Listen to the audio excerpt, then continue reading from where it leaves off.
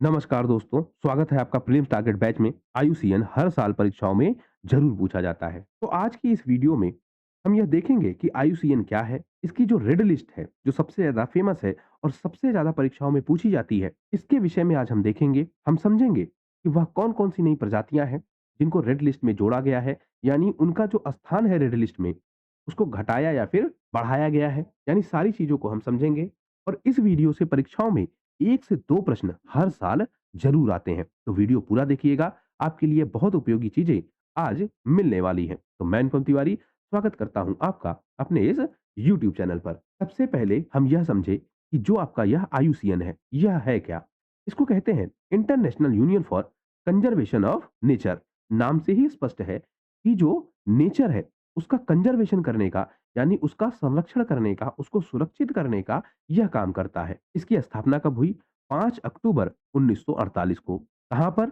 France के फ़ॉन्टेनब्लो में। इसका मुख्यालय कहाँ है? ग्लैंड, स्विट्ज़रलैंड में। मुख्यालय आपको ध्यान रखना होगा, आईयूसीएन का मुख्यालय कहाँ है? ग्लैंड, स्विट्ज़रलैंड में। यह करता क्या है?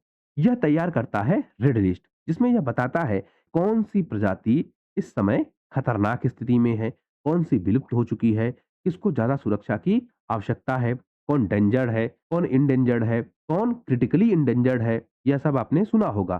तो यह संस्था यही काम करती है। यह दुनिया भर के जो संरक्षित क्षेत्र हैं, जैसे उद्यान है, अभयारण्य है, इनकी भी सूची बनाती है और इनके विषय में भी बताती है कि किसको ज़्यादा सुरक्षा की आवश्यकता है। यह सरकारों से मिलती है, एनजीओ से मिलती है, कंपनियों से मिलती है और सबके साथ मिलकर यह कोशिश करती है कि प्रकृति का जो संरक्षण है, उसको बढ़ावा दिया जाए।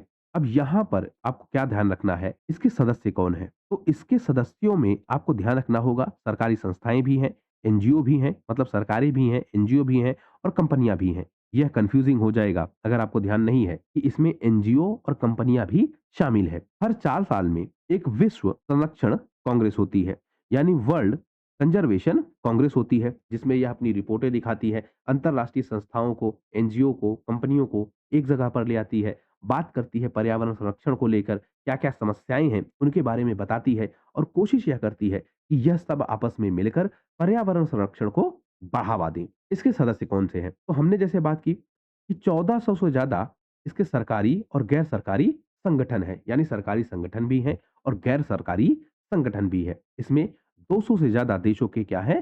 सरकारी विभाग। जैसे इसमें आप देखिए, एक तो देश शामिल होगा, देश के अलावा उस देश का कोई विभाग होगा जो पर्यावरण को लेकर कंसर्न होगा या फिर जिसकी ज़िम्मेदारी होगी पर्यावरण सुरक्षा को बढ़ावा देना, वह शामिल होगा। इसलिए आप देखेंगे क्या कि 200 से ज़्यादा देश और उनके सरकारी विभाग हैं, 18,000 से ज़्यादा वैज्ञानिक, विशेषज्ञ और जो आपके वॉलंटियर हैं, वह इसमें काम करते हैं। भारत में अगर हम बात करें, तो भारत 1955 से ही इसका सदस्य है। भारत सरकार का जो पर्यावरण, वन एवं जलवायु परिवर्तन मंत्रालय है, वह इसके साथ मिलकर काम करता है। भारत में इसका एक क्षेत्रीय कार्यालय है और वह कहाँ है?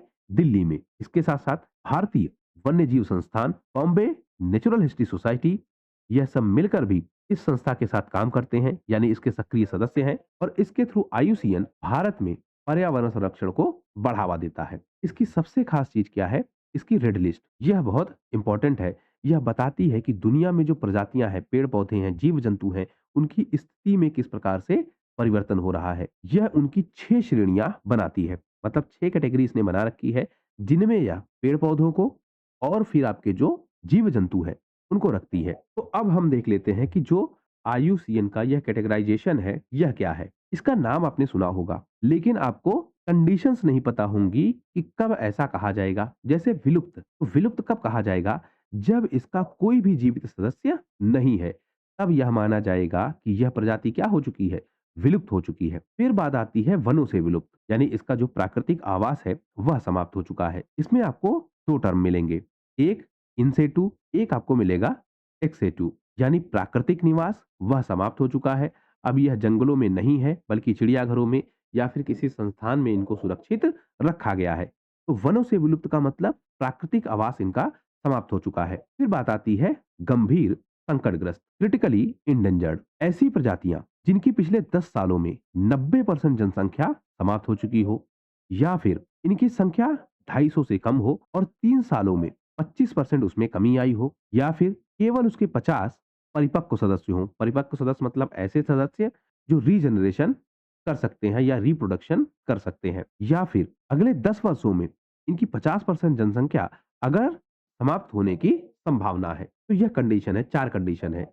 या तो 10 सालों में इनकी 90% जनसंख्या समाप्त हो चुकी हो, या फिर इनके जो सदस्य हैं यह 250 से कम है और 3 सालों में उनमें 25% की कमी आई है, या केवल इसके 50% क्या है, परिपक्व सदस्य, या फिर अगले 10 वर्षों में इसकी 50% जनसंख्या समाप्त होने की उम्मीद है।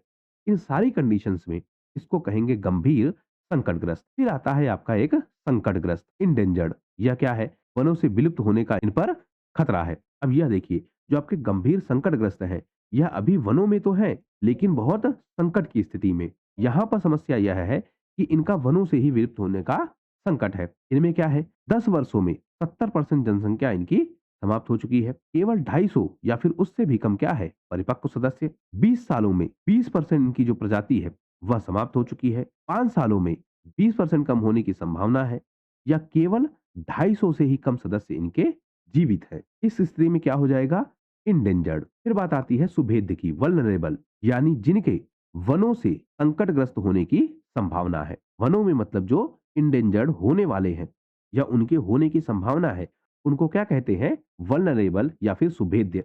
फिर एक आपका है नियर थ्रेटेंड, यानी निकट संकट, इनके संकटग्रस्त होने की संभावना है। एक कैटेगरी है आपकी संकट मुक्त, मतलब कोई खतरा नहीं है। एक कैटेगरी है जिनमें आंकड़े नहीं है, और एक कैटेगरी ऐसी है जिनको चेक किया ही नहीं गया है। तो इस तरह यह आईयूसीएन की कैटेगरी है। इसमें आपको क्या ध्यान रखना होगा, एक आपका क्रिटिकल इंडेंजर्ड, एक आपका नियर थ्रेटेंड, एक आपका वल्नरेबल, फिर आपका रिटर्न, फिर आपका इंडेंजर्ड, फिर आपका क्रिटिकली इंडेंजर्ड, फिर आपका वनों से विलुप्त, और फिर आपका विलुप्त। यह 6 कैटेगरी है जिसमें रिपोर्ट आती है।